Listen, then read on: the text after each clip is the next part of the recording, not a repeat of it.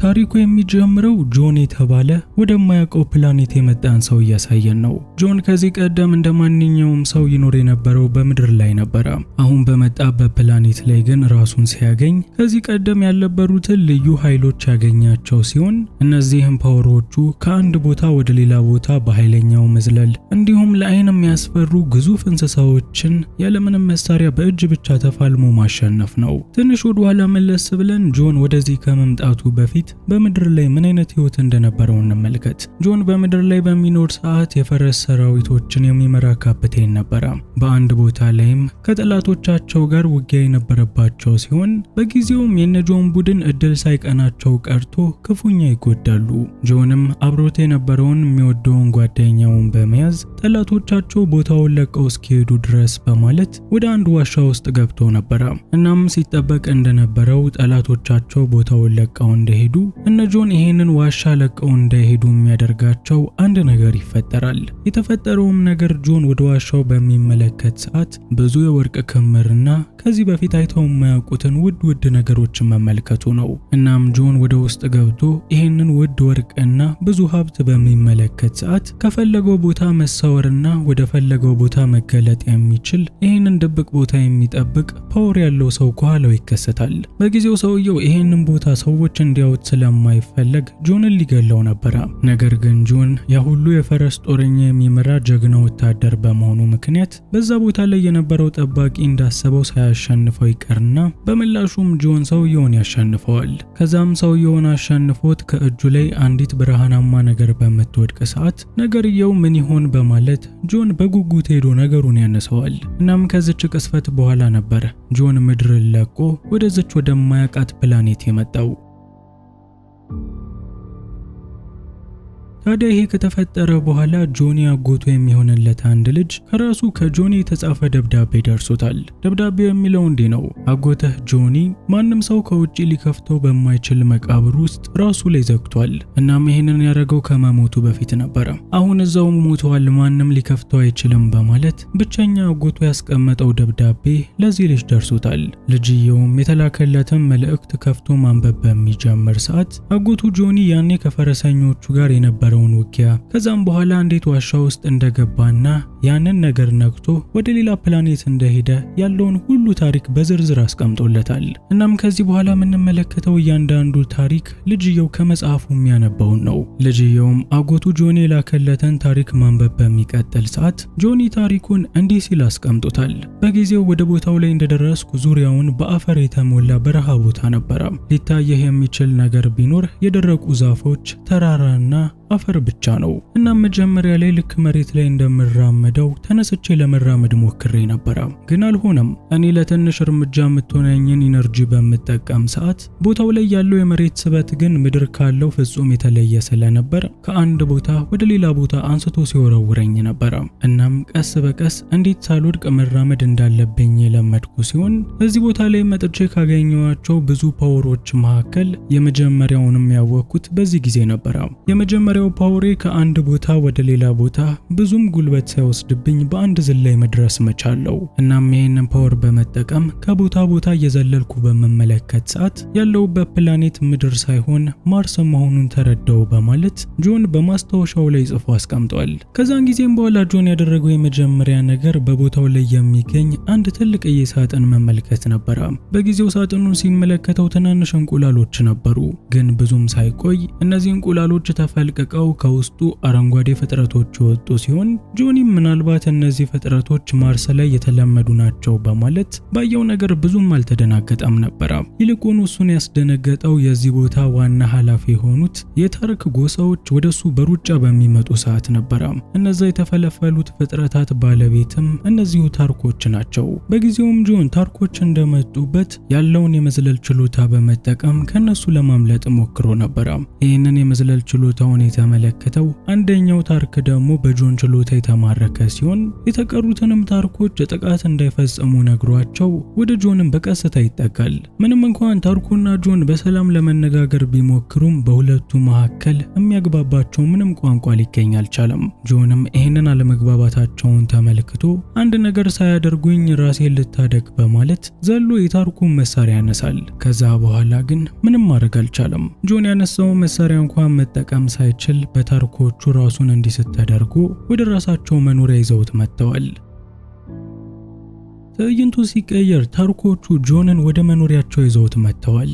ጆን በዚህ ቦታ ላይ የተመለከተው ብቸኛ ፍጥረት ቢኖር እነዚህን ታርኮች ብቻ ነው። እነዚህም ታርኮች ቢሆን ጆኒን ያልገደሉበትና እዚህ ድረስ ይዘውት የመጡበት ዋነኛ ምክንያት ከዚህ ቀደም በተራራው ላይ ያሳያቸው የመዝለል ችሎታው ነው።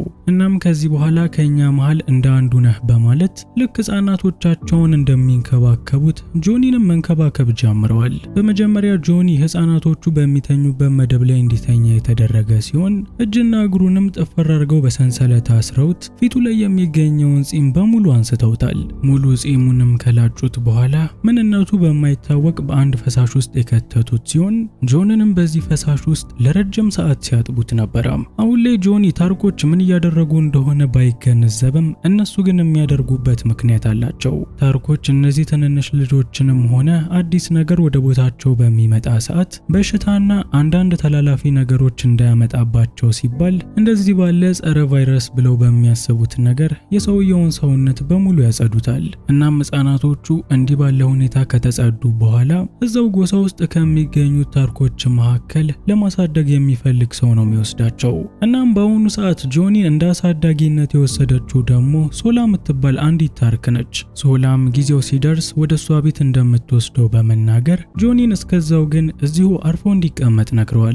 ይህ በእንዲህ እንዳለ ጆኒ ህፃናቶቹ ታርኮች በሙሉ በላዩ ላይ ስለተጠመጠሙበት በዚህ ቦታ ላይ የመቆየት ምንም ፍላጎት የለውም። ህፃናቶቹንም ከላዩ ላይ ዞር ካደረጋቸው በኋላ የሁሉም ታርኮች መተኛት ጠብቆ ከዚህ ቦታ ላይ ለማምለጥ ወስኗል።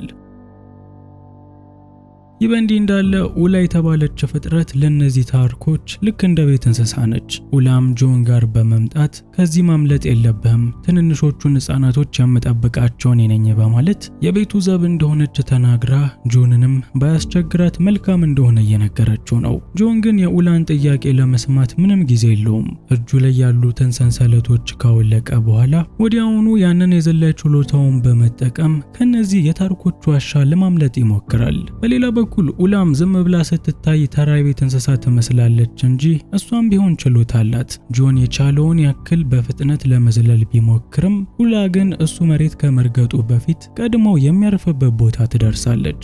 እናም ጆኒ እንደዚህ ካለችው ፈጣን የቤት እንስሳ በምንም ተአምር እንደማያመልጥ በገባው ሰዓት ሆን ብሎ ኡላን ለማዘናጋት ሲል ለመጠጣት የተሰበሰቡ ታርኮች መሃል ይገባባታል። በዚህን ጊዜም ኡላም ቢሆን ጆንን ተከትላ እዛ በመምጣት ጆን ወደሚገኝበት ከፍታ ላይ የጮኸች ነበር።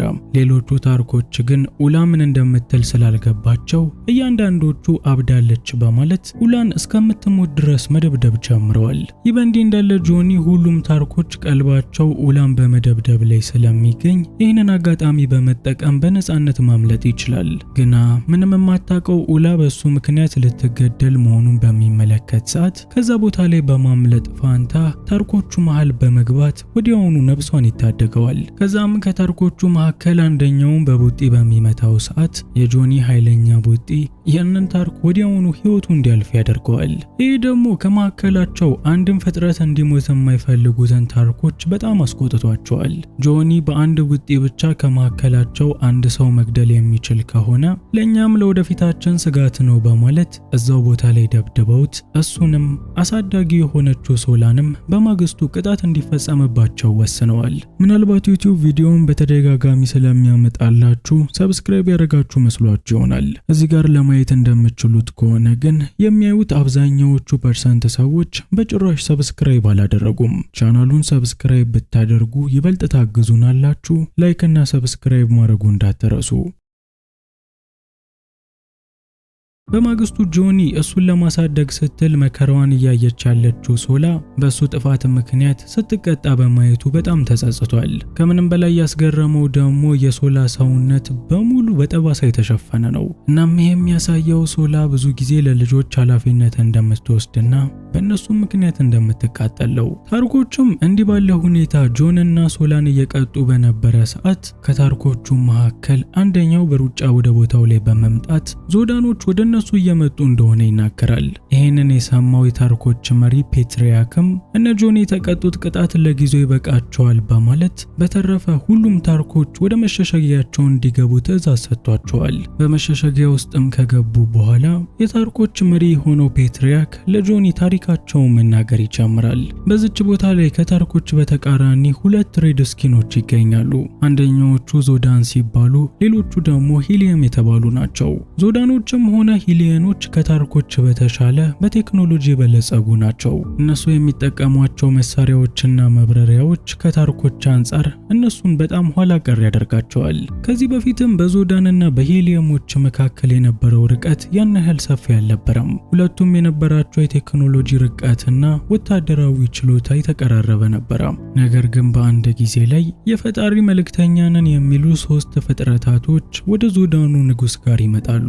እነዛም መልእክተኞች ዘናይንዝ ሬይ የሚባል መሳሪያ የሰጡት ሲሆን ይህም በፓወር የሚተላለፍ መሳሪያ ካገኘ በኋላ የዞዳኑ ንጉስ ትልቅና ኃያል መሆን ችሎ ነበር። እናም አሁንም ድረስ ይህንን መሳሪያ በመጠቀም ሂሊየሞችንም ሆነ ታርኮችን በአንድ ጊዜ ማጥፋት ይችላል። በሄደበት ሁሉ እነዚህ መልእክተኞች ከጎኑ የሚገኙለት ሲሆን ከዚህ በፊትም በሂሊየሞች ላይ ኃይለኛ ውድመት በሚያደርሱ ሰዓትም እነሱ ከጎኑ ሆነው ሲያግዙት ነበር። እናም በአሁኑ ሰዓት እዚህ ቦታ ላይ ካሉት ጎሳዎች ሁሉ ዞዳኖች በዚህ ምክንያት ይበልጣሉ በማለት የታርኮች መሪ የሆነው ፔትሪያክ ለጆን ያላቸውን ታሪክ በሙሉ ነግሩታል። ታሪኩም ወዳሁን ሲመለስ የዞዳኑ መሪ የሂሊየሞች ወታደሮችን ከያዘ በኋላ እያንዳንዳቸውን ፊታቸውን እየከፈተ ሲመለከት ነበር። በአሁኑ ሰዓት እሱ የሚፈልገው የሂሊየሞችን ልዕልት ነው። ልዕልቷ ደግሞ ብልጥ በመሆኗ ምክንያት ልክ መርከባቸውና ወታደሮቻቸው በጠላት ቁጥጥር ውስጥ እንደገባ እሷ ተደብቃ ወደ ሌላኛው መርከብ ውስጥ አልፋ ነበር። የልዕልቷም እቅድ የነበረው ሌላኛው መርከብ በመጠቀም ከዛ ማምለጥ ነበር።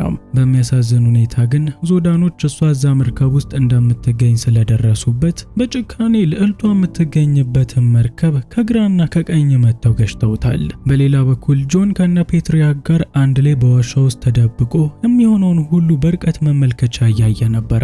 የዚህን ጊዜም የሂሊየሟ ልዕልት ልክ እንደሱ ሰው እንደሆነችና በአሁኑ ሰዓትም ከዚህ የአየር ላይ መርከብ ልትወድቅ ጫፍ ላይ እንደምትገኝ ይመለከታል። እናም ጆኒ ይችን የመሰለች ልዕልት ወድቃ አንድ ነገር ከመሆኗ በፊት ያለውን ኃይል በመጠቀም በፍጥነት ቦታው ላይ ደርሶ ያዳናት ሲሆን ይህንን የተመለከተው የዞዳን ንጉስና ወታደሮች ደግሞ ደና ልትሞትላቸው የነበረችውን ልዕልት የታደገውን ጆኒን ለመግደል በብዛት ወደሱ መጥተዋል። በሌላ በኩል ብልጥ የሆነው ጆኒም ልክ እንደነሱ እጅ በእጅ መፋለም ብዙም እንደማይችል ስለሚያውቅ ከወታደሮቹ ጋር በእጁ አልተፋለመም። ይልቁንም ኃይለኛ መሳሪያ ይገኝበታል ወደ ተባለው ወደ አንደኛው መርከብ ዘሎ በመግባት እዛው መርከብ ውስጥ ባለው ኃይለኛ መሳሪያ የተቀሩትን መርከቦችና የዞዳንን ወታደሮች መግደል ጀምሯል። ይህ በእንዲህ እንዳለ የዞዳኑም ንጉስ ቢሆን እነዛ መልእክተኞች በሰጡት መሳሪያ በመጠቀም ጆኒን ሊገለው ነበር። ሆኖም ግን ዘናይንዝ ሬይ የተባለው መሳሪያ ከመጠቀሙ በፊት ይህንኑ መሳሪያ የሰጠው መልእክተኛ ይህንን ማድረግ እንደሌለበት ነግሮታል። ይልቁንም ልጁ በህይወት ስለሚያስፈልጋቸው እንዲይዙት ነግሮታል። የዞዳኑ ንጉስም ይህንን የመልእክተኛውን ንግግር ከሰማ በኋላ ወዲያውኑ ጆን ወደሚገኝበት መርከብ መጥቷል። ቀደም ሲል ጆንም ቢሆን ፔትሪያክ የዞዳኑ ንጉስ ማን እንደሆነ አሳይቶት ስለነበር ንጉሱ መምጣቱን እንዳወቀ ወዲያውኑ ከሱ ጋር መፋለም ጀምሯል። በፍልሚያው ሰዓትም ጆኒ ምንም እንኳን ከዚህ በፊት ምንም የፍልሚያ ችሎታ ባይኖረውም ያለውን የመዝለል ፓወር በመጠቀምና አንዳንድ ነገሮችን በማድረግ በህይወት ለመቆየት ችሎ ነበር። ይሄ ግን ለህይወቱ ጊዜ ይገዛለታል እንጂ አሸናፊ እንዲሆን ሊያደርግ አይችልም። የዞዳኑም ንጉስ ልዩ የፍልሚያ ችሎታ ስላለው የበላይነቱን አግኝቶ ጆኒን በእግሩ ስር አስገብቶታል። ይህንን የተመለከቱት ታርኮችም ከፔትሪያክ በተሰጣቸው ትዕዛዝ መሰረት የዞዳን ንጉስና ጆን የሚገኙበት መርከብ ላይ ወዲያውኑ ጥቃት ማድረስ ጀምረዋል። ጆንም ቢሆን ታርኮ ታርኮች ይህንን ያደረጉት እሱ መርከብ ውስጥ እንዳለ ሊያፈነዱት ፈልገው ሳይሆን በአንድ ጊዜ ከዛ ዘሎ የማምለጥ ችሎታ እንዳለው ስለሚያውቁ እንደሆነና ለሱም የማምለጫ ዕድል እየፈጠሩለት እንደሆነ ገብቶታል። ታዲያ ጆኒም ይሄ እንደገባው ወዲያውኑ ከዛ ዘሎ ያመለጠ ሲሆን የዞዳኑ ንጉስና የተወሰኑ ሰዎችም በሌላ መርከብ አምልጠው፣ አንደኛው መርከብ ግን በታርኮች ጥቃት ምክንያት የዛኑ ሰዓት ተከስክሷል። ይህ በእንዲህ እንዳለ ከሞት ያመለጠው ጆን ወደ ታርኮች በሚመለስ ሰዓት ከዚህ ቀደም ለሱ የነበራቸው አመለካከት ሙሉ በሙሉ ተቀይሯል። ምንም እንኳን ታርኮች ከዞዳኖችም ከሂሊያሞችም በጥበብ ያነሱ ቢሆንም ለነሱ ግን ሂሊያሞች ጥሩ እንደሆኑላቸው ያምናሉ። ጆን ደግሞ የሂሊያሟን ልዕልት ታድጓታል። በዚህም ምክንያት እሱን እንደ ጀግና መቁጠር የጀመሩ ሲሆን ልዕልቷም ቢሆን በጆን የዚህን ያህል የመዝለል ችሎታ ተገርማ ለሰዎቻችን አስተምርልን ስትል ጆንን ጠይቀዋለች። የዚህን ጊዜም ጆን ነገሩ ከልምምድ የመጣ እንዳልሆነ እሱም የመጣው ከምድር እንደሆነ ይናገራል። ባይሆን ለልዕልቷ ውለታውን እንድትመልስለት ወደ ምድር የሚመለስበትን መንገድ አብረው በመፈለግ እንድታግዘውም ጠይቋታል። በዚህን ጊዜም ልዕልቷ ጆንን ወደ አንድ ዋሻ ይዘው የመጣች ሲሆን ይህም ዋሻ በዚህ ምድር ላይ ያሉ ፍጥረታቶች በሙሉ የሚያምኑበት ታላላቅ እውነታዎችን የያዘ ቅዱስ ስፍራ እንደሆነ እየነገረችው ነው። እነዛ የአምላክ 3 መልእክተኞችም በዚሁ ቦታ ላይ ሐውልት አላቸው። በእርግጠኝነትም ወደ ምድር የምትመለስበት መንገድ ከዚህ ሆኖ የሚገኘው በማለት ጆንን ወደ ምድር የሚመለስበትን መንገድ እንደምትፈልግለት ቃል ገብታለች። ታዲያ ይሄ እንዲሆን ግን ቅድመ ሁኔታዎችን መከተል አለበት። ሂሊያሞችን በሚቀጥለው ጦርነት እንድናሸንፍ የምታደርገን ከሆነ እኔ ወደ ምድር የሚመልስህን በር ፈልጌ ለማግኘት ቃል እገባለሁ በማለት ልዕልቷ ጆን ሂሊያሞችን በጦርነት እንዲያሸንፉ እንዲያግዛቸው ቃል አስገብተዋለች። ግና የበለጠ ተስማምተው ወደ ሌላ ውል ከመግባታቸው በፊት የታርኮች ጄኔራል ወታደሮቹን አሰልፎ መጥቷል። በቦታው ላይ የተገኙት ጆን፣ ሶላ እና ልዕልቷ ደግሞ ይሄ ማንም ሰው ሊገባበት የማይቻል የተቀደሰ ቦታ በመግባታቸው ምክንያት ከፊት ለፊታቸው ኃይለኛ ቅጣት እንደሚጠብቃቸው ተነግሯቸው በጄኔራሉ ወታደሮች ተይዘዋል። ይህንን የሰማው ፔትሪያክም ይህንን ነገር ያደረገው ጆን ነው በማለት ቢላውን አውጥቶ ጆንን እያስፈራራው ነበረ። ፔትሪያክም ወዲያውኑ ሶስቱንም ወደ አንድ ድንኳን ውስጥ ያስገባቸው ሲሆን ድንኳን ውስጥም እንደገቡ ቅድም ሳስመስል ነበር በማለት ሶስቱንም አፋቸውን ይዛቸዋል። ፔትሪያክ ህይወታቸውን ለመታደግ ሲል በታርኮቹ ፊት አውቆ ሲያስመስል ነበር። ይህንንም ያደርገው ደግሞ ብቸኛ ልጁ ሶላን ለመታደግ ሲል ነው። ለጆንም እነሱ የሚያስቡት አሁን እኔ እዚህ ውስጥ እየቀጣኋችሁ እንዳለ ነው። አጋጣሚውን በመጠቀም ልጄን ይዘህ የምታመልጥ ከሆነ እንድታመልጥ አደርጋለሁም በማለት ፔትሪያክ ለነጆን የሚገርም ድርድር አቀርቦላቸዋል። ጆንም ቢሆን በሐሳቡ ተስማምቷል። ይህ በእንዲህ እንዳለ ውጭ ላይ የሚገኘው ጄኔራል በውስጥ ምን እየተፈጠረ ነው በማለት ድንኳኑን በሚከፍተው ሰዓት ማንም ሰው ድንኳን ውስጥ የለም። ጆን፣ ሶላና ልዕልቷ በፔትሪያክ አማካኝነት ከቦታው ላይ ካመለጡ ቆየት ብለዋል። አሁን ላይም ዋና ዓላማቸው በታርክ ወታደሮች ተይዘው ከመገደል ይህችን ፕላኔት ለቆ ማምለጥ ነው። በመንገዳቸውም ረጅም በረሃ አቋርጠው ብቸኛ በማርስ ውስጥ የሚገኘው ውሃ ጋር የደረሱ ሲሆን በዚህም ውሃ ረጅም ሰዓት አቋርጠው አንድ ቦታ ላይ ደርሰዋል። በጊዜው ቦታ ላይ እንደደረሱ ፔትሪያክ የሰጣቸው ልዩ መሳሪያ ሰማያዊ ብርሃን ማብራት ይጀምራል። ይህም የሚያሳየው የመጡት ትክክለኛ ቦታ መሆኑን ሲሆን ጆንም ከልዕልቷ ጋር አንድ ላይ ይህንን ብርሃን መከተል ጀምሯል። ምንም እንኳን ጆን ባይረዳውም በዚህ ቦታ ላይ የሚገኘው በሂሊያሞችና በዞዳኖች አማካኝነት የተሰራ ረቂቅ ቴክኖሎጂ ነው። የሂሊያሟ ልዕልትም ይሄ ምን እንደሆነ በሚገባ ስለምታቅ ለጆን ምን ማድረግ እንዳለበት እየነገረችው ነበር። ወደዚህ ተራመድ፣ ወደዛ እንዳትሄድ፣ ፔትሪያክ የሰጠህን ነገር እዚህ ቦታ ላይ አስቀምጠው በማለት ማድረግ ያለበትን በሙሉ ስትነግረው ከቆየች በኋላ በመጨረሻም የሚፈልጉትን አግኝተዋል። ነገርየውም የተጻፈው በእነሱ ቋንቋ ስለነበረ የሂሊያሟ ልዕልት ለጆን እያነበበችለት ነበረ። ጽሑፉም የሚለው የጆን እውነተኛ አካል በዚህ እንደማይገኝና የሱ እውነተኛ አካል አሁንም በምድር ላይ እንደሚገኝ ይሄ የሱ አካል ክሎን መሆኑን በጽሑፉ ላይ ይመለከታሉ። ልዕልቷም ይሄንን ተናግራ ለሁለተኛ ጊዜ ሌላ ውል ውስጥ ከመግባታቸው በፊት ከውጪ ኃይለኛ ግርግር ሰምተው ወዲያውኑ የጀመሩትን አቋርጠው ነገርየውን ለማየት ወጥተዋል። ውጭ ላይ ግርግሩን ሲፈጥሩ የነበሩት የዋሁ አባላቶች ናቸው። ዋሆዎች ማለት የታርክ ቀንደኛ ጠላቶች ሲሆኑ አሁን ላይም እንደምንም ብለው ከነዚህ ማያመልጡ ከሆነ በህይወት የሚተርፉበት እድል ዜሮ ነው ማለት ይቻላል። ጆንም ይሄንን ከልዕልቷ እንደሰማ ወዲያውኑ ወደ ጀልባው ላይ በመውረድ በውሃው ወደ መጡበት መመለስ ጀምረዋል። ከዛም የውሃውን መንገድ ጨርሰው ወደ ምድር ወርደው በፍጥነት መሄድ የጀመሩ ሲሆን ጆን ግን ወደ ጀርባ በሚመለከት ሰዓት የውሃው አባላቶች በጣም ብዙ እንደሆኑና የሚጠቀሟቸው ፍጥረቶችን ፈጣን ስለሆኑ ሊያመልጧቸው እንደማይችሉ ገብቶታል። ይህን እንደተረዳም ወዲያውኑ ለሶላ ልዕልቷን ይዛ እንድትሄድ በመናገር እሱና ኡላ ግን እዚሁ በመቅረት ለመፋለም ወስነዋል። በጊዜው በቁጥር በጣም ብዙ የሆኑት የውሃው አባላቶች በአንድ ጊዜ ጆን እንደሚገሉ ታስበው ነበረ።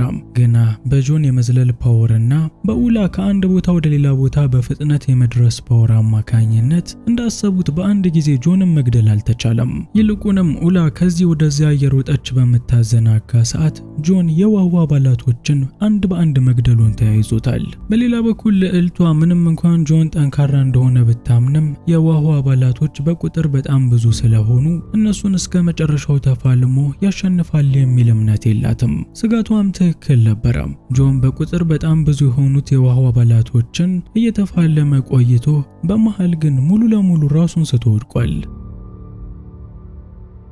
ይሄ የሆነ በነበረበት ተመሳሳይ ሰዓት ደግሞ አንድ የሰማይ መርከብ በመምጣት በቦታው ላይ የሚገኙትን የውሃው አባላቶች ኃይለኛ ፈንጂዎችን እየጣለባቸው ቦታውን ለቀው እንዲሄዱ አድርጓቸዋል። ውሃዎች ደግሞ ልክ እንደ ታርኮች ምንም የቴክኖሎጂ እውቀት የሌላቸው ሲሆኑ እንዲህ ካለው ቴክኖሎጂ ጋርም ተፋልመው ማሸነፍ እንደማይችሉ ገብቷቸው ወዲያውኑ ከቦታው ሊያመልጠው ሄደዋል። ትዕይንቱ ሲቀየር በሰማይ ላይ ሆኖ ውሃዎችን ያጠፋቸው መርከብ አርፎ ከመርከብ ውስጥም የሄሊየም ንጉስ ሲወጣ እንመለከታለን። የአባቷን መምጣት የተመለከተችው ልዕልቷም በሩጫ ሄዳ ንጉሱን ያቀፈችው ሲሆን የዛኑ ሰዓትም ጆን ራሱን እንደሳተና አሁንም በህይወት እንደሚገኝ ተነግሯታል። በሌላ በኩል የዞዳኑ ንጉስም ከሄሊየሙ ንጉስ ጋር አንድ ላይ በዚሁ መርከብ መጥቶ ነበረ። ልዕልቷም የዞዳኑ ንጉስ እንደተመለከተች ወዲያውኑ እሱን ለመግደል በምትሄድ ሰዓት አባቷ ከመንገዷ ገብቶ ያስቆማታል። በአሁኑ ሰዓት ከዞዳኑ ንጉስ ጋር ስምምነት አድርገናል። አንቺ እሱን የምታገቢው ከሆነ በመካከላችን ምንም ጦርነት አይኖርም። ዞዳኖችና ሄሊየሞች ተስማምተን ምን አይነት ህብረት ልንፈጠር እንደምንችል አስቢው። ታዲያ ይህንን ትልቅ ነገር እውን ለማድረግ የሚጠበቀው ያንቺና የሱ ጋብቻ ነው በማለት የሄሊየሙ ንጉስ ለልጁ ቀድሞውኑ ድርድሩን ጨርሶ እንደመጣ አሁን ላይ የሚጠብቀው የሷን ጋብቻ እንደሆነ ይነግራታል። ይህ በእንዲህ እንዳለ ጆን ራሱን ከሳተበት በሚነቃ ሰዓት የዞዳኑ ንጉስ ወደሱ ጋር ይመጣል። ሰውየውም ልዕልቷን ሊያገባት እንደሆነ ተናግሮ ለጆኒ ይሄን ቦታ ለቆ ቢሄድ መልካም እንደሆነ እየነገረው ነው። ጆኒም ይህን እንደሰማ ወዲያውኑ ካለበት ክፍል ልዕልቷ ወደምትገኝበት ክፍል የመጣ ሲሆን ልዕልቷም ጆኒ እንደመጣ ሁሉንም አገልጋዮች አስወጥታ ነገሩ እውነት መሆኑንና ልታገባ እንደሆነ ለጆኒ ታረጋግጥለታለች። ይህንን የሰማው ጆኒ ምንም በመናገር ፋንታ ዝምታ መርጧል። በጆኒ ዝምታ የተበሳጨችው ልዕልትም ወደ ምድር የሚመለስበትን መሳሪያ የሰጠችው ሲሆን መሳሪያው የሚሰራበትን የቃላት ድግምትም የዛኑ ሰዓት እያስተማረችው ነው። በሌላ በኩል የጆንን መውጣት የተመለከተው የዞዳን ንጉስም እዚሁ ክፍል በድንገት ከፍቶ መጥቷል። ልዕልቷም በድንጋጤ ዞር ብላ በምትመለከት ሰዓት ጆንን ከቦታው ላይ ያጣችው ሲሆን የሚፈልገውንም አግኝቶ ወደ ምድር ተመልሷል በማለት ብቸኝነት ተሰምቷት ማልቀስ ጀምራለች። እንደ እውነቱ ጆን ግን የሚፈልገውን አግኝቶ ልዕልቷን ትቷት አልሄደም። ይልቁንም እዛው ቦታ ላይ ተደብቆ ነበረ። የጆንን መደበቅ የተመለከተች አንዲት የንጉስ ዞዳን ጠንቋይም ሁሉም ሰው እስኪወጡ ከጠበቀች በኋላ ወደ ጆን ጋር በመምጣት በድግምት ይዘዋለች። ይህ በሴት ተመስሎ ጆንን የያዘው ጠንቋይ ያ የአምላክ መልእክተኛ ብለው የሚያምኑት ሰው ነው። ይህ ሰው ደግሞ ንጉስ ዞዳንን የሚጠቅም ሰው ነው። እንዲህ ባለ ሁኔታም ጆኒን በቁጥጥሩ ስር አውሎት በአሁኑ ሰዓት ጆኒ የሚሰማው የሚናገረው የሚያደርገውም ሁሉ ከሱ አፍ የሚወጣውን ትዕዛዝ እንዲሆን አድርጎታል። መልእክተኛውም ጆኒን አንዴ በቁጥጥሩ ስር ካዋለው በኋላ ስለነሱ አኗኗር መናገር ይጀምራል። እነዚህ በማርስ ላይ የሚኖሩትን ሰዎች እድሜያችሁ ስንት ነው ብለህ ብትጠይቃቸው ቁጥሩን እንኳን አያውቁትም። የምንኖረው እድሜ ለቁጥር እንኳን አዳጋች የሆነ በጣም ረጅም ነው። በዚህ ሁሉ ጊዜም ታዲያ የምንደበርበት ነገር ጦርነት፣ አዳዲስ ነገሮችን መስራትና ከሌላው ጎሳ ጋር መፋለም ነው። ይሄንን ባናረግ ግን ይሄ ሁሉ እድሜ በጣም አሰልች ይሆንብናል በማለት ለጆን መቼም ቢሆን ወደ ወደዚች ምድር ቢመጣ ምድሪቷ እንደማታልፍ እድሜያቸውም ረጃጅም እንደሆነ ነግሮታል።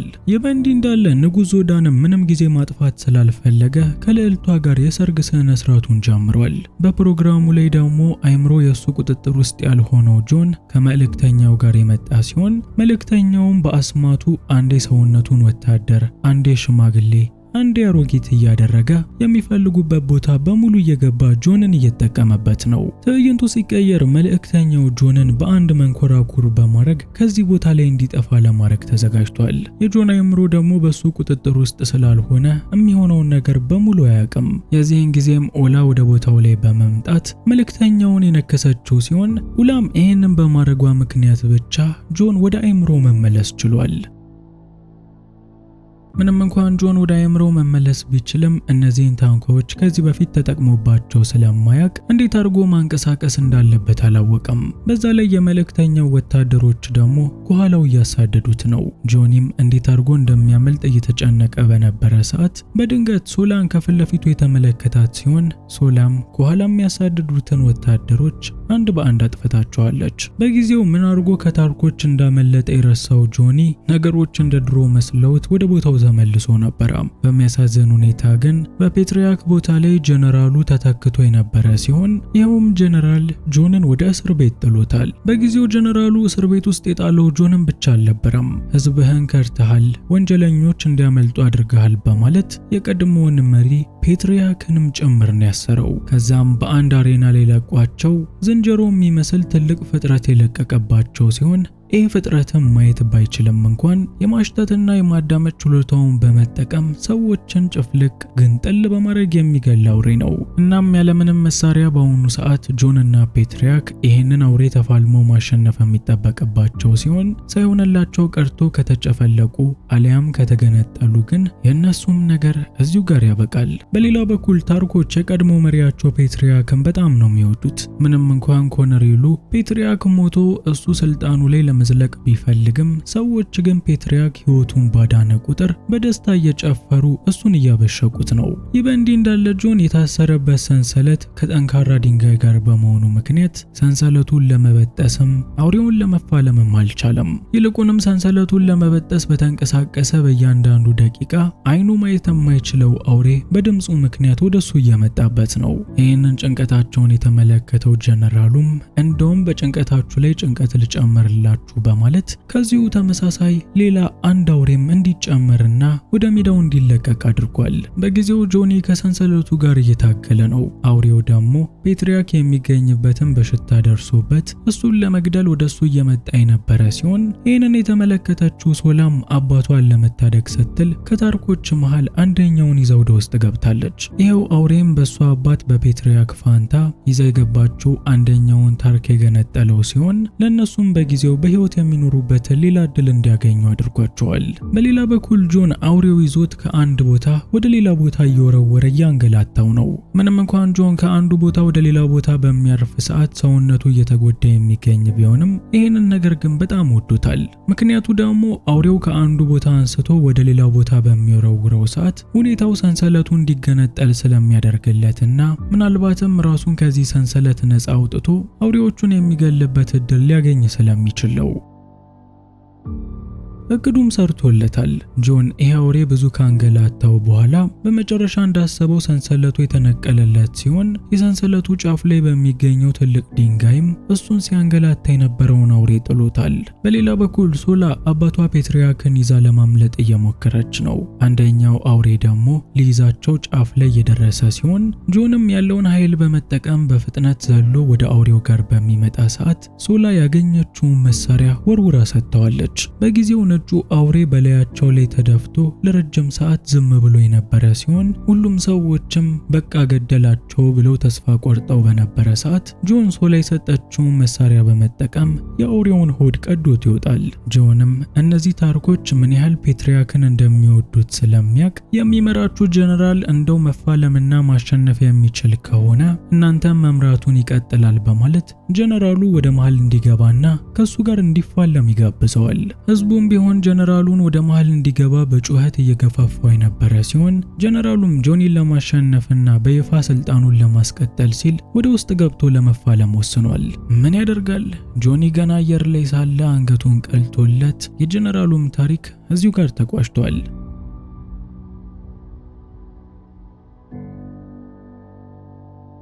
ትዕይንቱ ሲቀየር ጆኒ፣ ሶላ፣ ፔትሪያክ አንድ ላይ ወታደሮችን ሰብስበው የሄሊየሟን ልዕልት ከዞዳኑ ንጉስ ጋር ከመጋባቷ በፊት እሷን ለመታደግ አንድ ላይ ወደ ዞዳን ከተማ መጥተዋል። በሚያሳዝን ሁኔታ ግን እነሱ በሚደርሱ ሰዓት ዞዳን ከተማ ውስጥ ምንም የሰርግ ፕሮግራም የለም። የዞዳኑ ንጉስ ምናልባት ይሄ ሊፈጠር እንደሚችል ቀድሞ ገምቶ ስለነበር የሰርግ ስነ ስርዓቱን እነሱ ስለማይገምቱት በሄሊየም ከተማ ውስጥ እንዲደረግ ቀይሮታል።